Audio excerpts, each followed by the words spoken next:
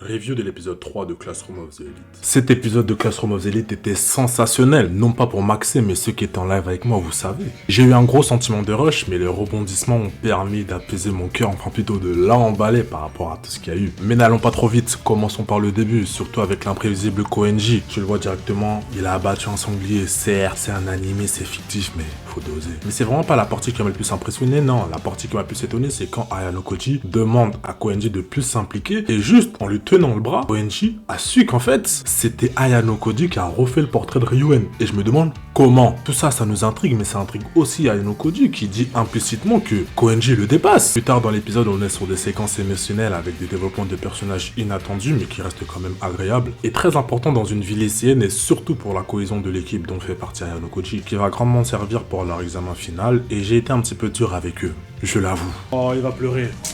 Oh my god, je savais. Ben finalement, c'était quand même assez beau et on apprécie vraiment les efforts de Yukimura sur le relais. J'ai volontairement regroupé tout ce qui touche au groupe d'Ayano Koji ensemble parce que dans cette review, je regroupais tous les événements qui sont liés. Parce que du coup, avant la course de relais, il se passe des choses. On a la deuxième interaction d'Ayano Koji avec des élèves de première. Un échange intéressant avec l'introduction de nouveaux personnages où on apprend qu'Ayano Koji en fait est dans le collimateur du nouveau président. Et ce qui m'a fait rire lorsqu'il apprend, c'est sa réponse quand il dit mais comment je fais pour en sortir? En tout cas, j'aime beaucoup l'énergie que dégage cette fille. En tant que grand consommateur de manga animé, je sais déjà quel type de fille elle est. La meilleure amie qui veut quand même que son ami soit humble. Échange de bons procédés, tu me ramènes un objet, je te donne des infos. Et là, Ayano Koji fait une requête que je vous avoue, j'ai pas trop compris au début. Mais au final, tu commences à capter. Vous voyez de quoi je parle? Attendez, on brûle pas les étapes, je vais en parler. Parce qu'avant ça, je vais parler du duo Kaka, Kiyotaka et Kei. L'alchimie passe trop bien à base de passe D. Oh non! De paroles chevaleresques.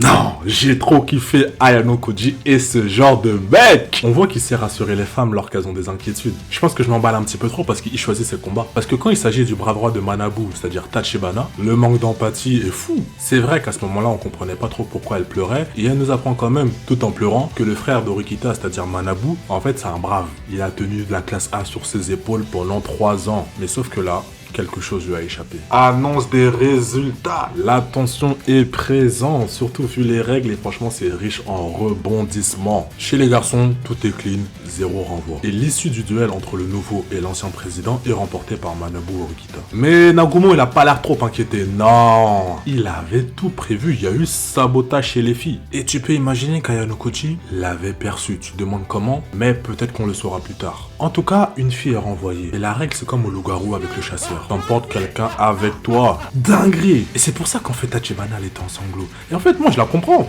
T'es là, t'as fait ta seconde, t'as fait ta première, t'as fait ta terminale. Et à 3 mois, à 1 trimestre, on te renvoie. Alors que t'as fait tous les efforts possibles pour maintenir ta classe en classe A. Non, c'est trop grave. Motif de baston, retenez-moi. C'est vraiment un critical damage pour plusieurs raisons, notamment le fait qu'Orikita Manabu va payer le fait que Tachibana reste dans l'école, et en fait ça va impacter la classe A aussi parce qu'il y a une certaine solidarité entre ces élèves-là. Sauf que contre Nagumo, c'est vraiment trop peu parce que Nagumo a toutes les premières à sa solde. C'est-à-dire que l'impact est moindre, et c'est Ayano Koji qui nous le dit très bien. Et c'est une folie comment c'est une bataille politique, et j'aime vraiment les enjeux qui sont présents dedans. En fait, Manabu se sent trahi parce qu'il avait confiance au petit. Tout ça là, tout ce qui se trame, ça sent vraiment la mouise. Et Ayano Koji en est même venu à le dire que plus tard, il y aura pas mal d'exclusions. C'est une folie ce qui se passe les amis. J'en suis vraiment choqué. Et c'est ça que j'aime dans cette œuvre. Une œuvre qui me fait vraiment vibrer. C'est celle qui me fait le plus vibrer ces dernières années. Qu'est-ce qui va se passer dans le futur? Qu'est-ce que cette fin d'année scolaire nous réserve? L'opening et l'ending insistent beaucoup sur Sakayanagi. J'espère vraiment c'est pas du maxage. En tout cas, on sera présent. Je dis on parce que vous et moi en live tous les mercredis à 19h30. Dites-moi ce que vous avez pensé de l'épisode, vos attentes, sans spoil s'il vous plaît, et on s'attrape pour la review de l'épisode 3. Abonne-toi pour pas louper ça.